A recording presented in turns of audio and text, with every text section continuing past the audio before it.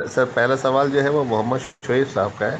वो कहते हैं जिस तरह आप कराची में फिजिकल एक कैंपस शुरू कर रहे हैं, क्या इस तरह का लाहौर में प्रोग्राम है फ्यूचर का? जैसे पेयरसिंग शुरू कर रहे हैं कराची में, लाहौर में कोई है इस तरह का देखें, फिजिकल यूनिवर्सिटी? हाँ हाँ, देखें, वो जो फिजिकल लोकेशन है ना, वो बिस्मिल्लाहिर्रहमानिर्रहीम, फिजिकल लोकेशन जो है वो उसकी रिक्वायरमेंट है एचईसी की, राइट। अब मैं हर सवाल शुरू करने से पहले ना इस इवेंट के बारे में भी बता दूंगा कि हमारा इवेंट है। आप इस इवेंट को आके ज्वाइन कर सकते हैं, ठीक है, ताकि अगर आपको यहाँ पर आके सवालात करने, आई विल बी देयर 15 जून और 22 जून को। ये हमारा इवेंट होने वाला है कराची में और लाहौर में। नाउ जहाँ तक आपने फिजिकल लोकेशन की बात की, फिजिकल लोकेशन जो है ना वो रिक्वायरमेंट है एचईसी की, the higher education council, right. HEC की रिक्वायरमेंट है कि आपने फिजिकल लोकेशन खोलनी है और आपने वहाँ पर अ, अगर आप बीटेक पढ़ाते हैं तो आपको उर्दू इस्लामियत और पाक स्टडीज़ उनको करवाना है। अजीब सी रिक्वायरमेंट है, लेकिन वो उनकी रिक्वायरमेंट है, उसके बगैर वो कुछ काम करेंगे नहीं, ठीक है ना। हालांकि उसका कोई फ़ायदा नहीं है, जो जो सब्जेक्ट्स पढ़ा रहे हैं मगर वो पढ़ा रहे हैं। ये सारे के सारे कोर्सेज आप घर से बैठ के कर सकते हैं। ये सारे के सारे कोर्सेज आप घर से बैठ कर बड़े आराम से कर सकते हैं, तसल्ली से कर सकते हैं।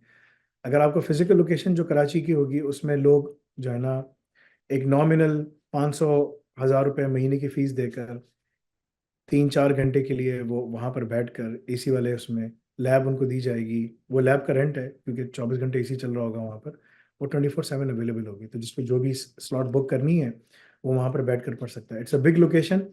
जगह हम बड़ी देख रहे हैं, 1000 गज की, ग्राउंड +2।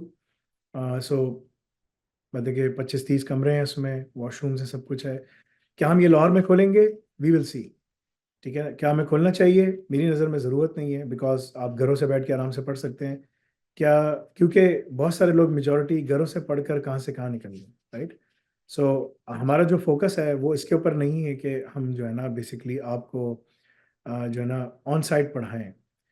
ऑन साइट की कॉस्ट और वो सब चीज़ें बढ़ती चली जाती हैं, क्योंकि एक एक जगह का जो किराया है वो 10 से 12-15 लाख रुपए पे जा रहा होता है, राइट।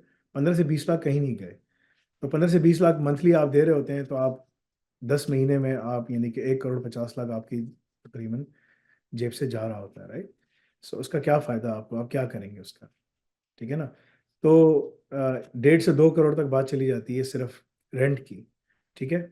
सो फिर वो आपको फिर स्टूडेंट से वो निकालना पड़ता है, सब कुछ करना पड़ता है। सो हमारी जो कोशिश है वो इस तरह की नहीं है। हमारी कोशिश है एचईसी की रिक्वायरमेंट पूरी करना, लेकिन हम लोग वो पूरा कैंपस जो है उसका यूएसए और यूके और सब जगह खोल रहे हैं। उसको खोलने का मकसद ये है कि वहाँ पर आप वीज़ा लगवा के आ सकेंगे। दैट इज़ द, ठीक है ना, दैट इज़ द इंटेंट।